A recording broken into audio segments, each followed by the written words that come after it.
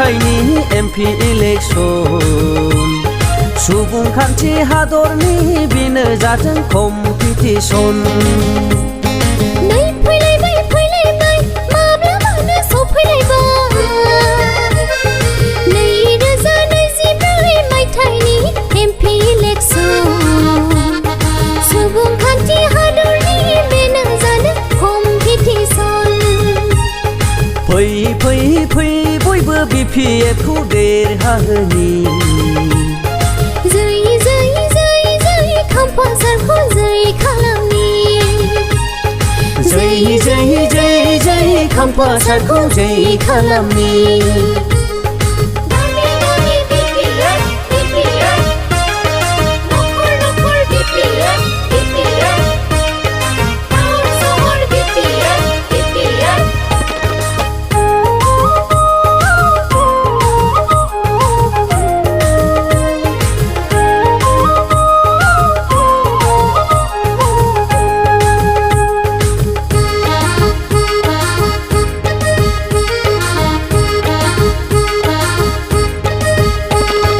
हाजारखि जोंखौ बखिया हाजारखि जोंखौ नासया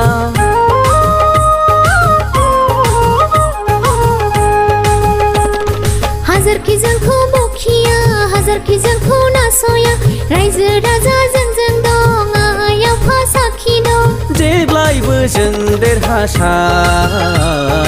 जेब्लायबो जों देरहासार जेब्लायबो जों देरहासार जेब्लायबो जों देरहासार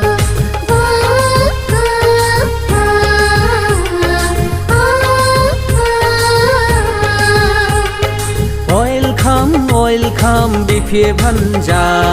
जिन्दाबाद जिन्दाबाद खाम्फा बरगयारि वेलकाम BPF हान्जा जिन्दाबाद खाम्फा बरगयारि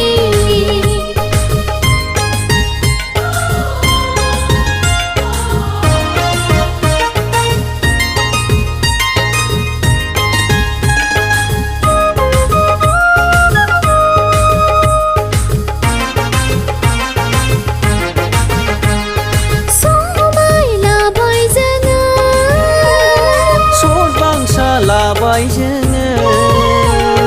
BTC ओनसोलखौ समायना महर होलांनो निखावरि सुबुंनि मोदैखौ फुगारनो BTC ओनसोलखौ समायना महर होलांनो निखावरि सुबुंनि मोदैखौ फुगारनो नै फैलायबाय माब्लाबानो सफैलायबाय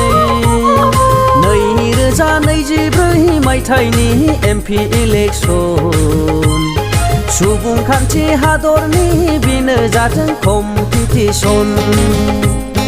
नै फैलायबाय माब्लाबानो सफैलायबाय 2024 मायथाइनि MP इलेक्सन सुबुंखान्थि हादरनि बेनो जादों कम्पिटिसन फै बयबो BPF खौ देरहाहोनि जै खाम्फा सारखौ जै खालामनि जै खाम्फा सारखौ जै खालामनि